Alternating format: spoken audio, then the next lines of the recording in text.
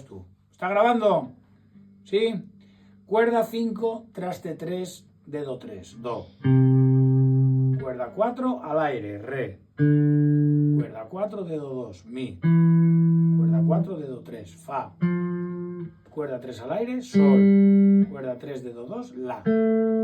Cuerda 2 al aire, si. Cuerda 1, dedo 1, do. Lo voy a hacer callándome la boca, que se va a entender todo mucho mejor.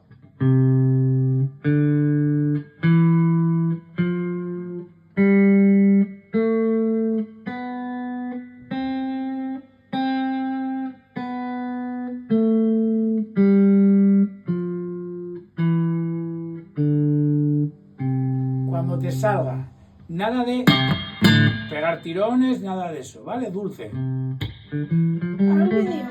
No, graba, que esto quiero que lo oigas. Cuando te salga, empieza a moverte por las notas a tu aire.